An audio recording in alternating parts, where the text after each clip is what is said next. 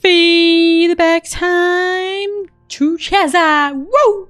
Hello, Cheza. This is your drawing. First of all, I love how you use Snorlax as a reference here. I can see Snorlax here.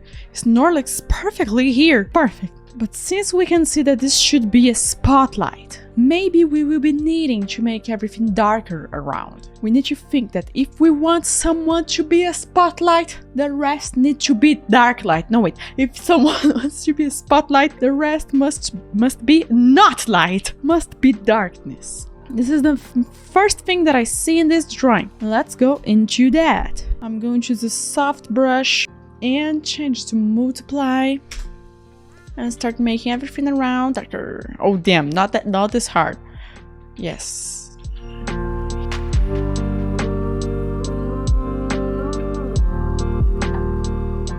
Since I don't remember how bamboo forests work, I'm going to search right now how bamboo forests work. You can find some rocks, you can find some grass, and then bamboo got leaves. Oh, this is sand. Okay, so in the middle of the sand, there's going to be the bamboo, and the bamboo got leaves. This is what I've got. I'll send these references right here. So the first thing that I'm going to do right now is to make everything around darker.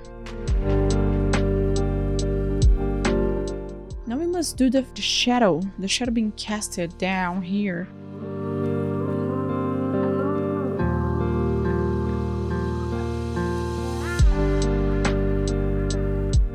And something even more amazing is that since there's a strong light hitting the floor here, there's going to reflect in the panda's belly. So we are going to find a little bit of its fur into the yellowish tones, but yellowish bright, like this. Yeah.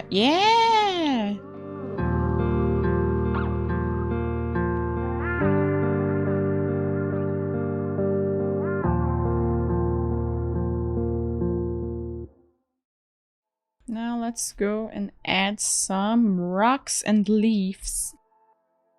I'm doing the leaves in a triangle format. The triangular format helps to people look, when they look at it, they think, oh, that's a leaf, that's a leaf. You don't need to think much about if it's looking perfectly like a leaf, but if you do it triangular and do it in a gesture, in a position that a leaf would be, it's already amazing. And we can do even closer leaves, like there is even more bamboo. Yeah, we're gonna be doing this. We're gonna totally be doing this. Now we can just go and paint it a dark color. This one. Yeah. You can make a gradient here if you want. Why not? I want to do another layer of huge...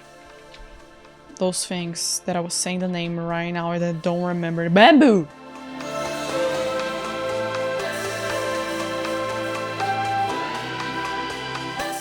We created a foreground for the middle ground and background. We already got the background and the middle ground, but when you add foreground, everything looks like, whoa. We are looking through the bamboo and we're like, wow. You can add even more bamboos. You can add as much as you want.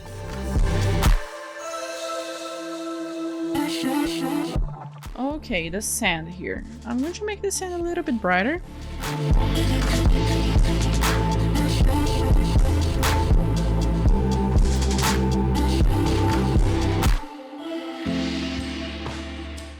Now we get a little bit of saturation here in the middle, okay? Just in the middle. Oh, and of course we can add a few rocks.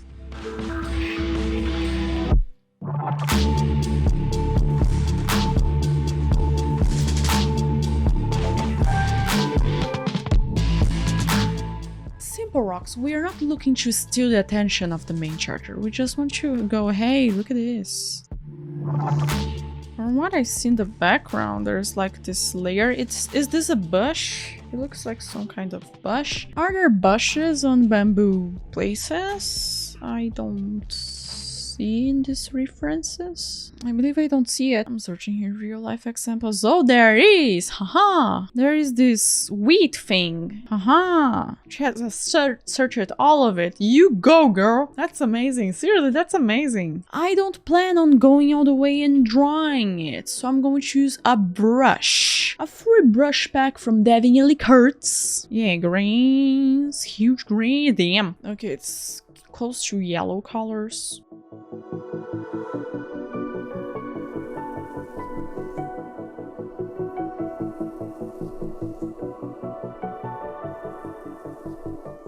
Just a little bit of grass here, a little bit there, just a little bit. The magic occurs happens when you learn a little bit.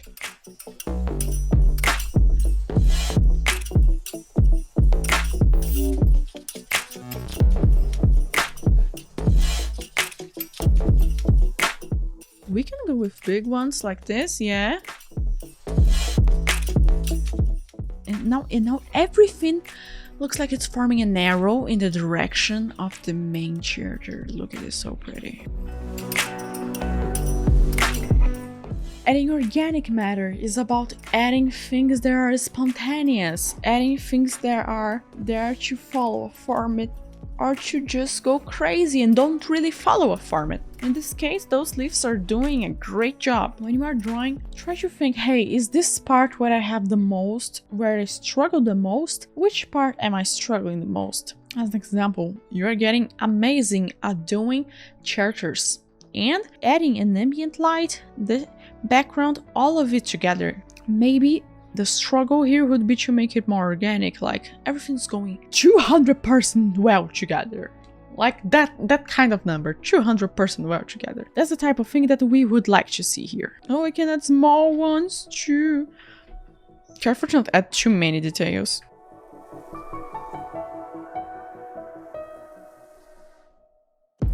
Don't do them with an extremely high opacity.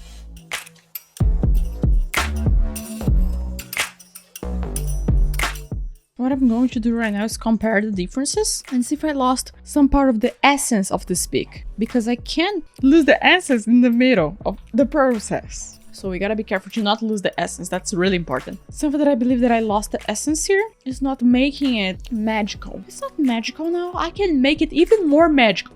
How do I make that? Ctrl M. You're going to open your curves too.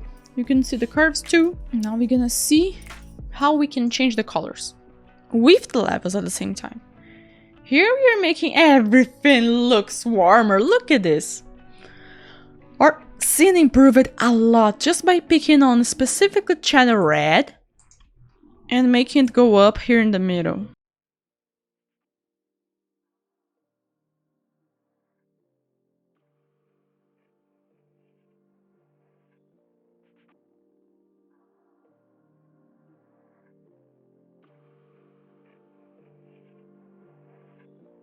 Some blues right here at the end is the best that I want. Sometimes just a small place that you're going to change the colors. Let me show you something about this graphic. Can you see here a lot of blue going up here and then the graphic gets down and down? What does it mean? It means that on darker colors, there is more blue. On brighter colors, there is less, okay?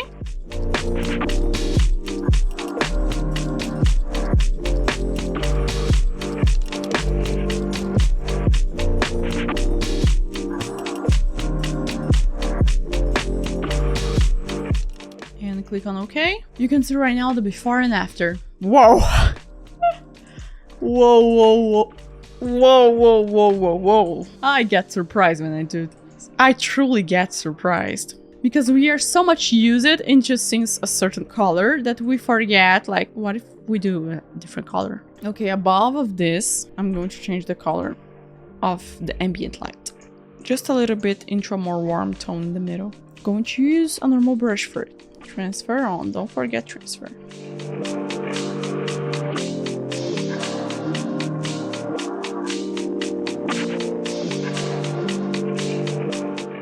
But on the bamboo, I'm going to add color. Color dot should be a little bit more aggressive on the light here.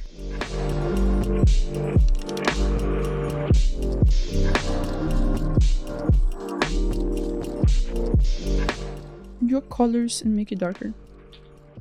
Yeah, because the light's really intense. I know it's white fur, but since the light's so intense, there's going to be a little layer of darkness here. I believe it's some kind of blue. Yes, it's blue.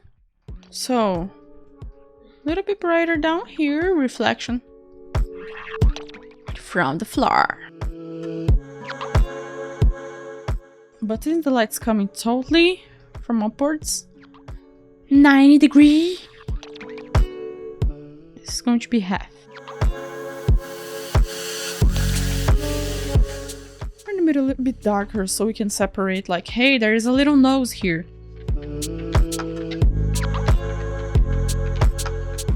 I see that you did in the line art fur texture, so I believe you do want to see fur texture. And that's what I'll be doing right now. Just some, I believe you don't want like a lot.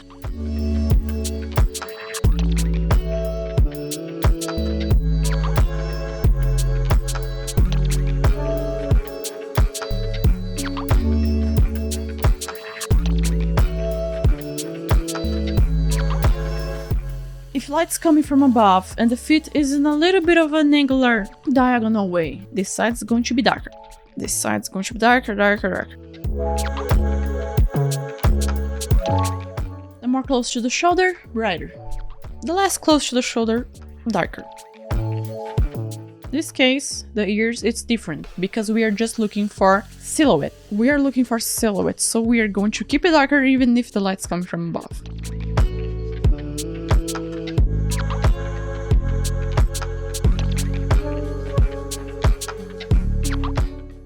Is bending. It's bending here in the middle, especially. It's going to be like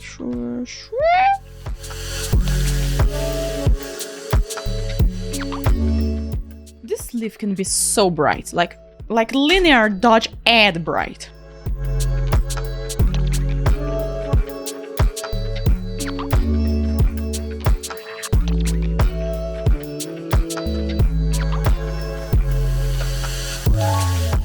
So Cheza, feedback for you. I like the ambient light that you did, the place you understood, especially here on the shadow I saw it, where the shadow is going to be casted. You understand the one side of the bamboo is going to be brighter than the other. You did foreground, you did background, and I love all of that. My suggestion would be something a little bit different. This time my suggestion would be pay attention on how everything's flowing, how natural it looks. Sometimes it's those small details, very simple, like the rock or the leaves and all the other plants.